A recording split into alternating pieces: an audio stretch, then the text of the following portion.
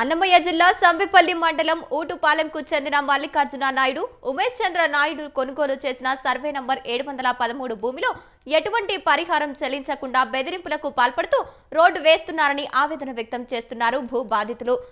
జీవనోపాధి నిమిత్తం కువైట్ వెళ్లిన నేపథ్యంలో తమ భూమి మీద కాలువ వేసినప్పటికీ ఆ నష్ట పరిహారం కూడా తమకు రాలేదని వాపోయారు.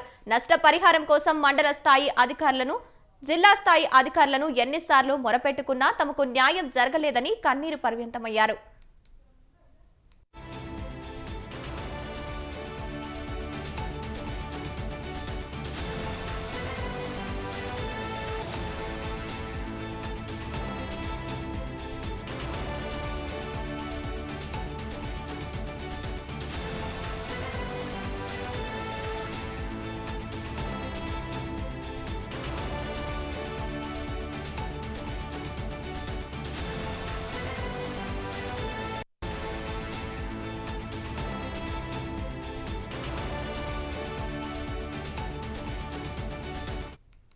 సంబంధిత గుత్తేదారునికి ప్రశ్నిస్తే దిక్కున చోట చెప్పుకోండని బెదిరిస్తున్నారని కుటుంబ సభ్యులు కన్నీరు మున్నీరవుతున్నారు.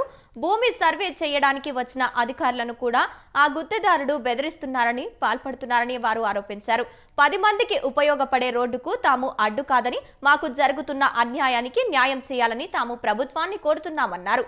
తమకు న్యాయం చేయకపోతే ఆత్మహత్యే శరణ్యమని బాధితులు వాపోతున్నారు.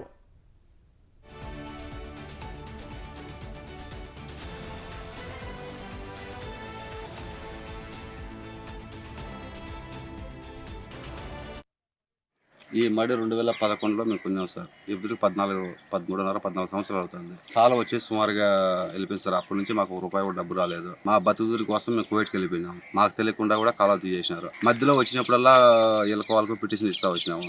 ఆ డబ్బు రూపాయి రాలేదు. ఇప్పుడు మళ్ళీ రోడ్డు వేస్తున్నారు సార్. ఈ రోడ్డు వల్ల మేము అడ్జాక్ చేస్తే ఫస్ట్ లో వచ్చినప్పుడు ఈ దారి కూడా లేదు. దారి అయితే ఇది సార్, ఇది చూడండి, ఆడ బ్రిడ్జ్ చేయబడుతుందని చెప్పనేసి వాళ్ళు బెదిరించి ఈ రోడ్డు వేస్తున్నారు. దీనికన్నా ముందు మనుషులకు ఇబ్బంది పడుతున్నారు, కాలువ చేసినారని చెప్పనేసి కొంచెం కాలుదారి మధ్య ఇడిచిందాము.